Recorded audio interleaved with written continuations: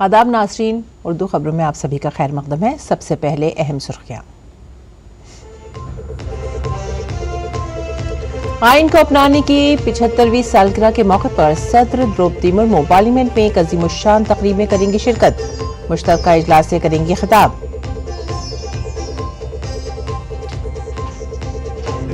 वज़ीर आज़म Narendra Modi supreme court में मुनक़दा होने वाली यौम आइन की तकरीब में करेंगे शिरकत। भारतीय अदलिया की सालाना रिपोर्ट भी करेंगे जारी।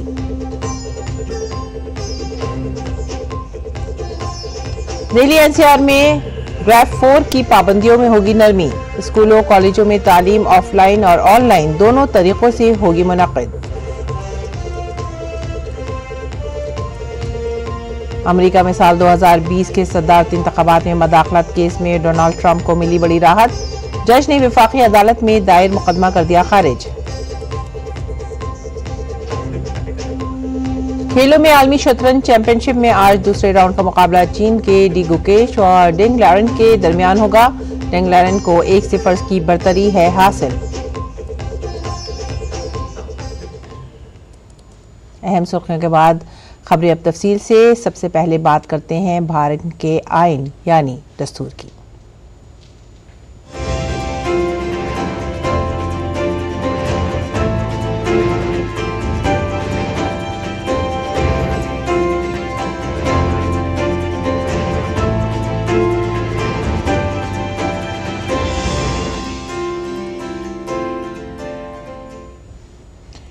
भारत के आइन को अपनाने की 75वीं सालगिरह के मौके पर मरकजी हुकूमत ने साल भर जारी रहने वाली तारीखी तकरीबात के आगाज का ऐलान किया है।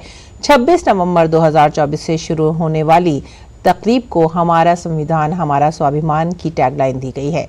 सदर द्रौपदी मुर्मू, नायब सदर जगदीप धनखड़ और पीएम नरेंद्र मोदी यौम दस्तूर पर मुनक़दा खुसूसी प्रोग्राम में शिरकत करेंगे। ये प्रोग्राम संविधान सदन के तारीखी सेंट्रल हॉल में मुनक़िद किया जाएगा। इस मौके पर एक यादगारी सिक्का और डाक टिकट भी जारी किया जाएगा।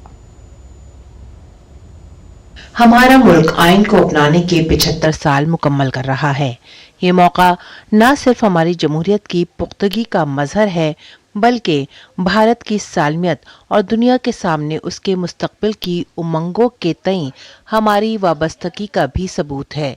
इस अज़्म के इजहार के लिए मरकजी हुकूमत ने हमारा आइन हमारी इज्जत नफ्स के नारे के साथ साल भर की तकरीबात का ऐलान किया है। 26 नवंबर 2024 को सदर द्रौपदी मुर्मू पार्लियामेंट के सेंट्रल हॉल में नायब सदर, वजीर आजम और लोकसभा स्पीकर की मौजूदगी में एक अजीमुश्शान प्रोग्राम का इफ्तिताह करेंगी। इस तकरीब के दौरान आईन हिंद की तश्कील और तारीखी सफर के लिए वक्फ एक मुख्तसर फिल्म भी पेश की जाएगी। Glimpse and making of the constitution of India and it's glorious journey के उन्वान से 2 किताबें भी जारी की जाएंगी। इसके साथ दस्तूर हिंद के फन के लिए वक्फ एक किताबचा भी जारी किया जाएगा। आइन को संस्कृत और मैथिली जबानों में भी जारी किया जाएगा। प्रोग्राम के दौरान सदर जमहूरिया की क़यादत में पार्लियामेंट के सेंट्रल हॉल में दस्तूर की तमहीद का बाकायदा पढ़ना भी होगा। वजीर आज़म नरेंद्र मोदी ने कहा कि हमारे आइन का अपने सफर के 75वें साल में दाखिला अपने आप में जमहूरियत के लिए एक रोशन मौका है। संविधान निर्माण करते समय एक एक बिंदु पर बहुत विस्तार से बहस की है और तब जाकर के ऐसा उत्तम दस्तावेज हमें प्राप्त हुआ है। मरकजी वजीर कानून अर्जुन राम मेघवाल ने कहा कि पहली बार मोदी हुकूमत ने 26 नवंबर को यौम आइन मनाने का फैसला किया है। इसके साथ ही आइन साज बाबा साहब भीमराव अंबेडकर को खराज अकीदत भी पेश करने का ये मौका है। साथ ही मरकजी वजीर किरण रिजिजू ने कहा कि अगर ये आइन इस शक्ल में दस्तयाब न होता तो भारत दुनिया का सबसे बड़ा जमहूरी मुल्क नहीं बन पाता। मरकजी वजीर गजेंद्र सिंह शेखावत ने कहा है कि हिंदुस्तान का आइन हम सबकी इज्जत नफ्स है। बाबा साहब B.R. अम्बेडकर से जुड़े हुए स्थानों का विकास ये भी नरेंद्र मोदी जी के इसी कालखंड में हुआ जिसको हम पंच तीर्थ कहते हैं। पार्लियामेंट ऑफ इंडिया में जो कॉन्स्टिट्यूंट असेंबली में जो उस समय जो लोग फाउंडिंग फादर्स हैं, मेकर्स ऑफ द कॉन्स्टिट्यूशन, सब लोग का योगदान है। भारत का संविधान लोकतंत्र, न्याय, समानता, स्वतंत्रता और बंधुत्व की मूर्त भावना को मूर्त रूप देने वाला एक जीवंत दस्तावेज है। साल भर चलने वाले प्रोग्रामों के तहत एक खुसूसी वेबसाइट बनाई गई है। इसमें दस्तूर साज असेंबली के इजलासों की तफसीलात और पैनल रिपोर्ट्स भी होंगी। इसके अलावा मुल्क के तमाम स्कूलों, शहरों और देहातों में आइन की तमहीद इज्तमाही तौर पर पढ़ी जाएगी। लोग तारुफ पढ़ने की वीडियो रिकॉर्डिंग करेंगे और इसे पोर्टल पर अपलोड करेंगे। ब्यूरो रिपोर्ट, उर्दू खबरें, डीडी न्यूज। भारत के आइन को अपनाने के 75 साल मुकम्मल होने के अहम मौके पर वजीर आजम नरेंद्र मोदी आज सुप्रीम कोर्ट के एडमिनिस्ट्रेटिव बिल्डिंग कॉम्प्लेक्स के ऑडिटोरियम में यौम दस्तूर की तकरीबात में शिरकत करेंगे। इस मौके पर पीएम मोदी भारतीय अदलिया की सालाना रिपोर्ट 2023-24 भी जारी करेंगे। इस मौके पर वो वहां मौजूद लोगों से खिताब भी करेंगे। इस प्रोग्राम का इत्माम सुप्रीम कोर्ट कर रहा है। इस तकरीब में चीफ जस्टिस ऑफ इंडिया और सुप्रीम कोर्ट के दीगर जज भी मौजूद होंगे।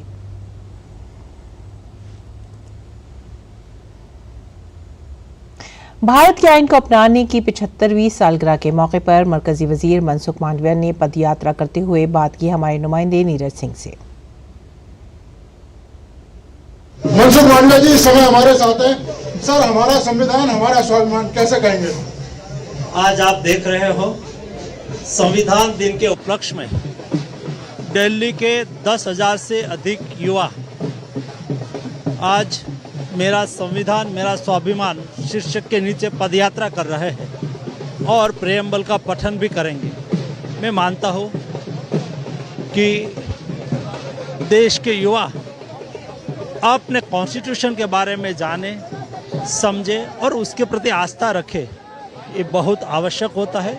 मैं युवाओं को हार्दिक बधाई देता हूँ कि इस महत्वपूर्ण ऐसी पदयात्रा करके अपना भाव व्यक्त कर रहे हैं। बड़ी संख्या में युवा भी शामिल हुए हैं और खास तौर से हमारे संविधान को बनाने में जिन महापुरुषों का योगदान है उनके प्रति भी एक तरीके से सम्मान प्रकट किया जा रहा है। स्वाभाविक है, आपने देखा होगा इस पदयात्रा में डॉक्टर बाबा साहब आम्बेडकर के वेशभूषा में, महात्मा गांधी जी के वेशभूषा में, सरदार वल्लभ भाई पटेल के वेशभूषा में, अलग अलग वेशभूषा में हमारे युवा पदयात्रा कर रहा है।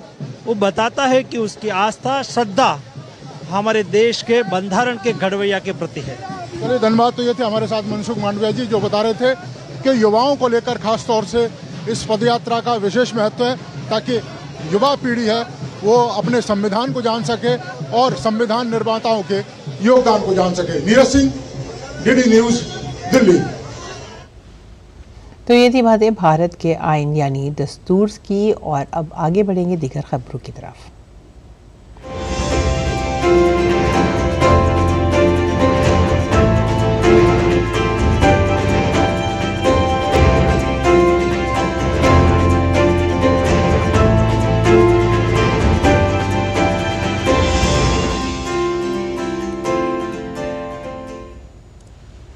किसानों को बड़ा तोहफा देते हुए मरकजी हुकूमत ने नेशनल नेचुरल फार्मिंग मिशन को मंजूरी दे दी है। किसानों के मफाद को मद्देनजर रखते हुए इस स्कीम पर 2,481 करोड़ रुपए खर्च किए जाएंगे, जिसमें 1,584 करोड़ रुपए मरकजी हुकूमत खर्च करेगी और बाकी 897 करोड़ रुपए की रकम रियासती हुकूमतें खर्च करेंगी। इस मिशन का मकसद केमिकल से पाक और पायदार ज़राअत के लिए कुदरती ज़राअत को जिंदा करना है। मरकजी वजीर अश्विनी वैष्णव ने इस फैसले को अहम करार देते हुए इसे किसानों के लिए फायदेमंद करार दिया। नेशनल नेचुरल फार्मिंग मिशन को ग्राम पंचायतों में 15,000 क्लस्टरों में नाफिज किया जाएगा।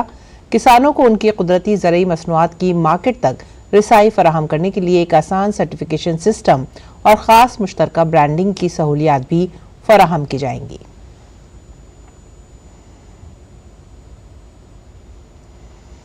बहुत बड़ा फैसला लिया गया है। National mission on natural farming, प्राकृतिक खेती के लिए एक नेशनल मिशन का फैसला लिया गया है। ये एक पाथ ब्रेकिंग फैसला है क्योंकि हम सब जानते हैं कि हमारे देश में एक बड़ी रिक्वायरमेंट है जो किसानों की जमीन है, भूमि है, मिट्टी को स्वस्थ रखने की और केमिकल रहित प्रोडक्ट से इंसानों को स्वस्थ रखने की।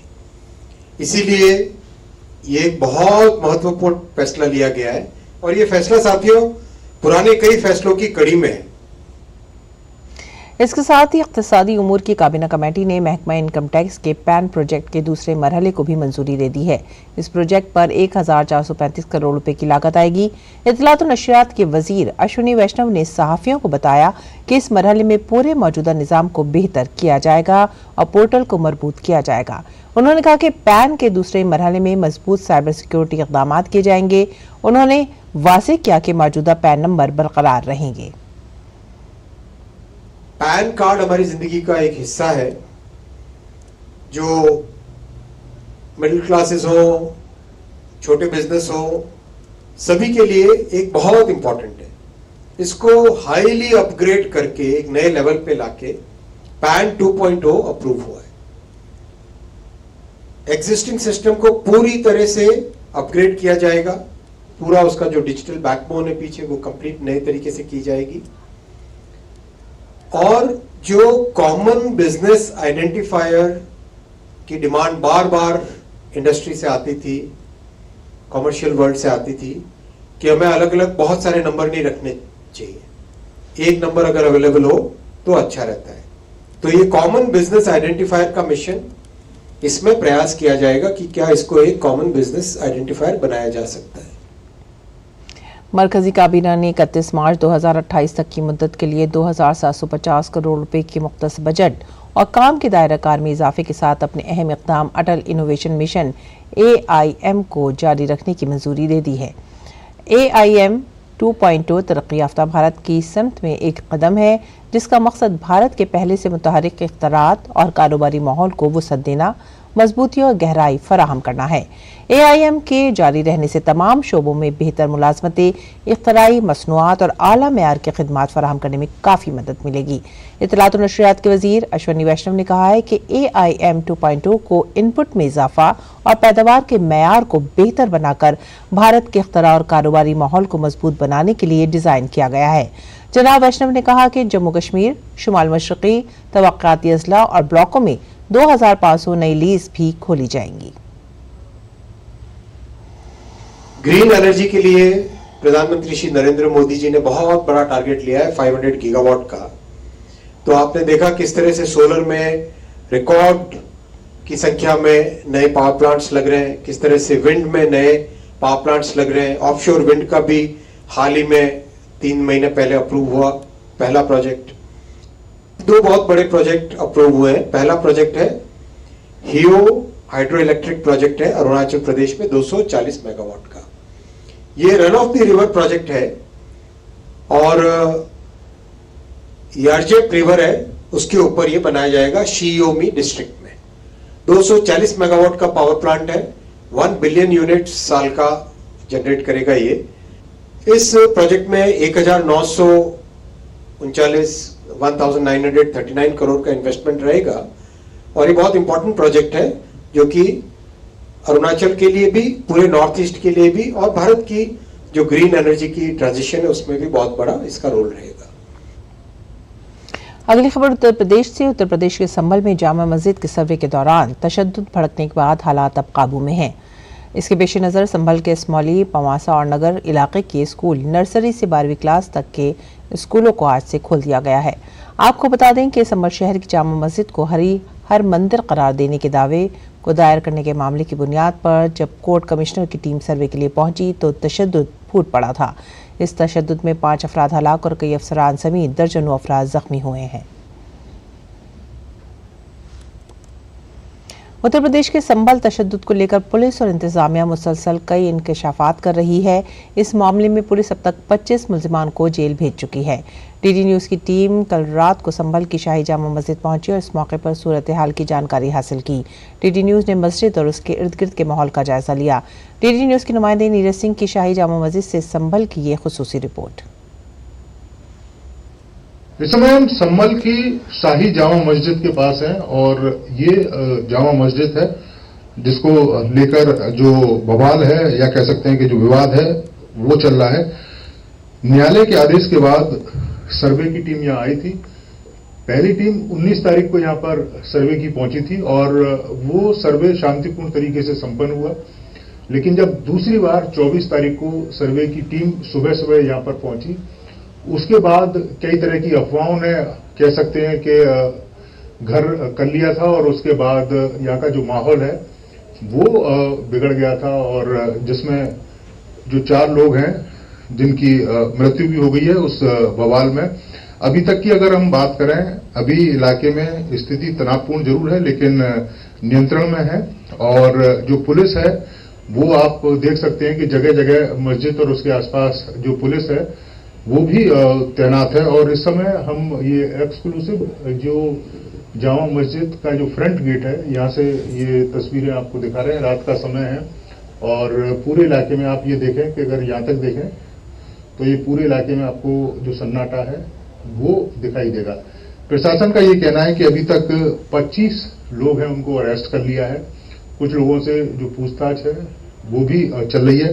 इसके साथ साथ ही जो घटना में जो 4 लोग मरे उसको लेकर मजिस्ट्रेट जांच का जो आदेश है वो भी कर दिया गया है। 7 दिन के अंदर जो रिपोर्ट है वो सौंपी जाएगी और उसके बाद पता लगेगा कि ये जो हत्याएं हुई है वो किस तरह से हुई है। हालांकि पुलिस का ये कहना है कि जो गोली उनके शरीर में पाई गई, जिनकी 4 लोगों की जो हत्या हुई थी, वो गोलियां पुलिस इस्तेमाल नहीं करती हैं और अब ये जांच होगी इसकी। दूसरी सबसे बड़ी बात है कि यहाँ पर जो मस्जिद कमेटी से जो जुड़े हुए लोग हैं उन्होंने कई तरह की जो बातें हैं, जो आरोप है वो पुलिस के ऊपर लगाए थे और ये कहा था कि पुलिस की तरफ से ही जो गोलीबारी हुई है, लेकिन बाद में डीएम और यहाँ का जो प्रशासन है उन्होंने खंडन किया इस बात का और तमाम जो तथ्य हैं वो सामने रखे कि किस तरीके से जो सर्वे की टीम यहाँ पर पहुंची थी उसकी जानकारी दी गई थी,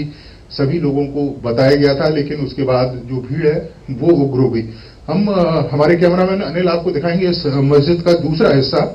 ये अगर आप देखें, ये मस्जिद का जो बैक साइड का हिस्सा है और ये जो गली आपको दिखाई दे रही है, इसी गली के आखिरी हिस्से पर जाकर जो दृश्य और जो कह सकते हैं कि जो विजुअल है वो आपने देखे थे, वही वो विजुअल आपको दिखाई दिए थे। ये वही गली है जहां पर हिंसा हुई थी और आगजनी की जो घटना है वो भी यहाँ पर हुई थी। और आप देखें अब चारों तरफ जो पुलिस लगी हुई है। इस पूरे इलाके में बात करें, अब पुलिस प्रशासन का कहना है कि इस मामले में जांच की जाएगी। तमाम लोगों से भी अपील की गई है कि अगर उनके पास किसी तरह के वीडियोस, किसी तरह की जानकारी, किसी तरह के फोटो अगर उनके पास उपलब्ध है तो जो मजिस्ट्रेट जांच हो रही है 7 दिन में जिसे अपनी रिपोर्ट देनी है तो वहां पर जाकर वो अपनी बात रख सकते हैं, उन सबूतों को रख सकते हैं। बाहर के लोगों को और खासतौर से जो पॉलिटिकल या एनजीओ से जुड़े जो लोग हैं उन पर प्रतिबंध लगा रखा है कि वो अभी यहाँ पर नहीं आ सकते। मामले की जांच भी चल रही है और इसके साथ साथ जो पुलिस प्रशासन के जो लोग हैं वो स्थिति को नियंत्रण में करने में लगे हुए हैं ताकि जो 24 तारीख को जो घटना हुई उस तरह की घटना दोबारा ना हो सके।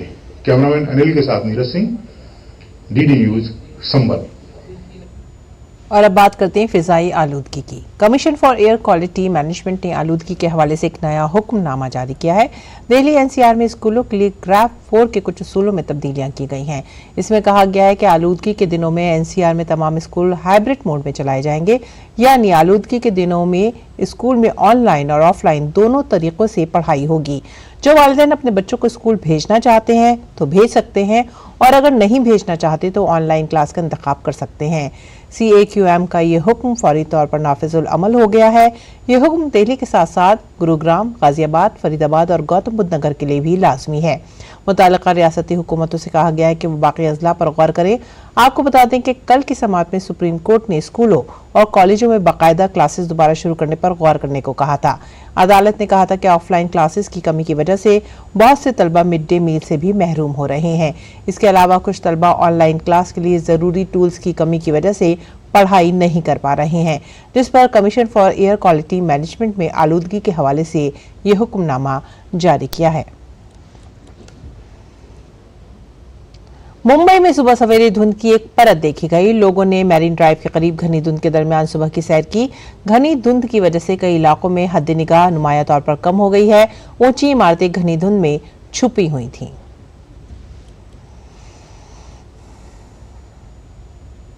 नाजरीन, आज मुंबई पर 26/11 के हमलों की 16वीं बरसी है। साल 2008 में आज के दिन मुंबई में लश्कर तैयबा के 10 तरबियत याफ्ता और भारी हथियारों से लैस दहशतगर्दों ने मुंबई के कई मकामात पर इमारतों पर हमला किया था।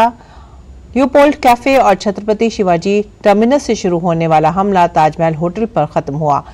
इस हमले में सिक्योरिटी फोर्सेस ने फौरी कार्रवाई करते हुए 9 दहशतगर्दों को हलाक और एक दहशतगर्द कस्साब को पकड़ लिया था, जिसे साल 2012 में फांसी दी गई थी।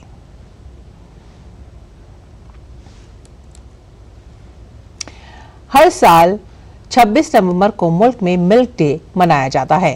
कौमी दूध का दिन सफेद इनकलाब के बानी डॉक्टर वर्गीस कुरियन के यौम पैदाइश पर मनाया जाता है।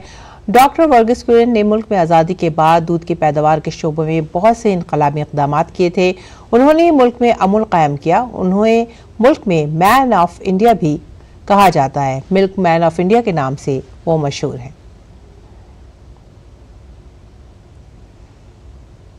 आलमी खबरों में अमरीका के नौमुंतखब सदर डोनाल्ड ट्रंप को 2020 के इंतखाबात में मदाखलत के मामले में बड़ी राहत मिली है। खुसूसी वकील जैक स्मिथ ने कल एक वफाकी अदालत से ट्रंप के खिलाफ मुकदमा खारिज करने की अपील की है। उन्होंने कहा कि अमरीकी महकमा इंसाफ की पुरानी पॉलिसी के तहत मौजूदा सदर के खिलाफ मुकदमा नहीं चलाया जा सकता, जिस पर अमरीकी जज ने ट्रंप के खिलाफ वफाकी मुकदमे में मुकदमा खारिज कर दिया है। ट्रंप की सदारती इंतखाब जीतने के लिए ये एक बड़ी कानूनी फतह है। इसके साथ ही ट्रंप के खिलाफ महकमा इंसाफ का बड़ी मेहनत से तैयार करदा मुकदमा मुकम्मल तौर पर अब रुक गया है। खबरें अब खेल के मैदान से। आज सिंगापुर में खेले जा रहे आलमी शतरंज चैंपियनशिप मुकाबले के दूसरे राउंड में हिंदुस्तान के डी गुकेश और चीन के डेंग लैरिन आमने सामने होंगे। इससे कबल गुकेश को पीर खेले गए पहले राउंड के मैच में शिकस्त का सामना करना पड़ा था। आलमी शतरंज चैंपियनशिप के पहले मैच में काले मोहरों के साथ खेलते हुए लैरिन ने 14 गेम्स में इब्तदाई बरतरी हासिल कर ली है।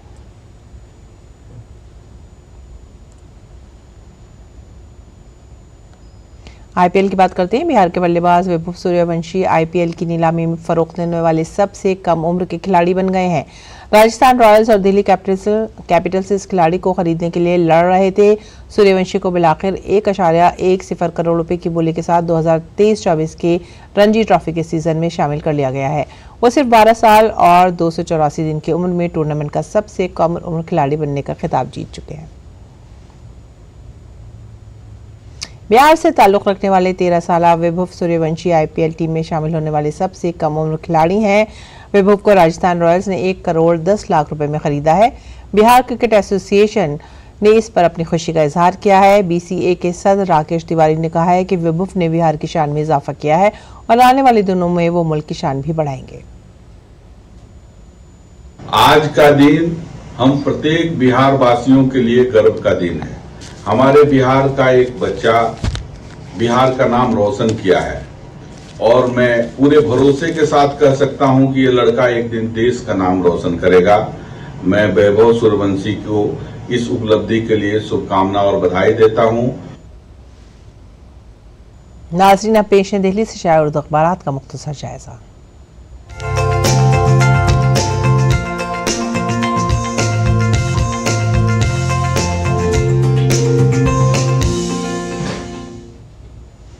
उर्दू अखबारात के जायजे में जो पहली खबर है वो है रोजनामा राष्ट्रीय सहारा से और ये उत्तर प्रदेश के संभल से मुतालिक है। संभल तशद्दुद, 2500 लोगों के खिलाफ एफआईआर दर्ज। समाजवादी पार्टी रुकन पार्लियामेंट और रुकन असेंबली के बेटे के नाम भी एफआईआर में शामिल।